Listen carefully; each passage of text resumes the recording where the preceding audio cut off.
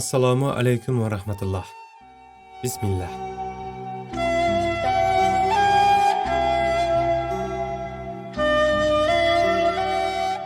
Mufassirlar rizq so'zi Qur'oni Karimda bir necha ma'nolarda kelganini aytishgan. الذين يؤمنون بالغيب ويقيمون الصلاة ومما رزقناهم ينفقون.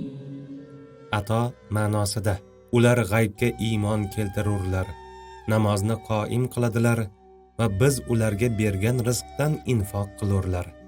Ya'ni ularga bergan narsalarimizdan infoq va sadaqa qiladilar.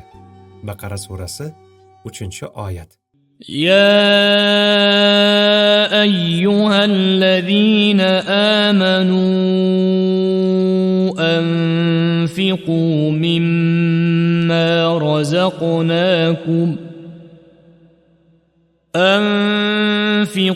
مما رزقناكم من قبل أن يأتي يوم لا بيع فيه ولا خلة ولا شفاعة والكافرون هم الظالمون.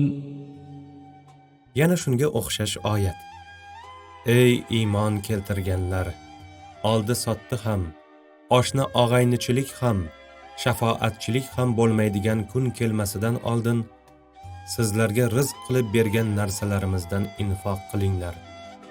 Baqara surasi 254-oyat. كلما رزقوا منها من ثمرة رزقا قالوا هذا الذي رزقنا من قبل. Taom ma'nosida ularning mevasidan bahramand bo'lsalar, ya'ni mevasidan taomlansalar. Baqara surasi 25-oyat. Oyatni davomida bundan avval ham rizqlangan edik deydilar. Ya'ni avval ham shunga o'xshagan narsalar yegan edik. Baqara surasi 25-oyat. وعلى المولود له رزقهن وكسوتهن بالمعروف. Nafaqa ma'nosida ularni yaxshilab yedirib ichirish, kiyintirish otaning zimmasidadir. Baqara surasi 233-oyat. وارزقوهم فيها واكسوهم وقولوا لهم قولا معروفا. Ularni o'sha mollardan rizqlantiringlar, kiyintiringlar, ularga yaxshi so'zlar aytinglar, ya'ni nafaqa qilinglar. Niso surasi 5-oyat. واختلاف الليل والنهار وما أنزل الله من السماء من رزق فأحيا به الأرض. Yomg'ir ma'nosida Alloh osmondan rizq nozil qilib. Josiya surasi 5-oyat. Imom Tabariy bu bandalar oziqlanadigan narsalarni yerdan undiradigan yomg'ir degan. وَرِزْقُ رَبِّكَ خَيْرٌ وَأَبْقَى. Jannat ma'nosida Robbingning rizqi yaxshiroqdir, boqiydir. Toha surasi 131-oyat. Imom Bag'oviy bu oyatda rizq so'zi jannat ma'nosida kelgan degan. Yana shu ma'noda Alloh taolo Nabiy sallallohu alayhi va sallamning ayollari haqidagi oyatda shunday degan. نُؤْتِهَا أَجْرَهَا مَرَّتَيْنِ وَأَعْتَدْنَا لَهَا رِزْقًا كَرِيمًا. Va uning uchun go'zal rizqni, jannatni tayyorlab qo'yganmiz. Ahzob surasi 31-oyat.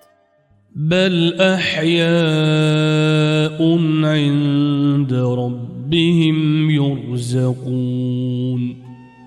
Savob ma'nosida yo'q, ular tirikdir, ular Robbining huzurida rizqlanmoqda.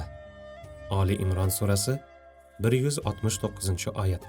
Ya'ni ular qilgan amallari va fidoyiliklari evaziga savob oladilar. Yana bir oyatda u yerda hisobsiz rizqlanurlar deyilgan. Ya'ni u yerda behisob juda ko'p savoblar oladilar. Imom Ibn Kasir bu belgilangan, chegaralangan ajr emas, balki Allohning fazl va karami bilan berilgan bitmas tuganmas savobdir.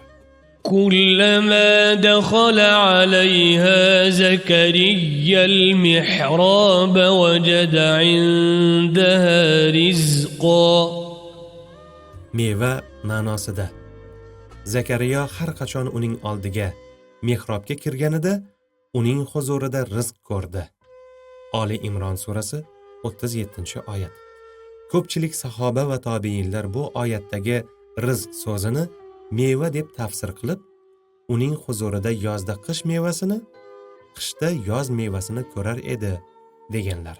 وتجعلون رزقكم أنكم تكذبون Shukr ma'nosida.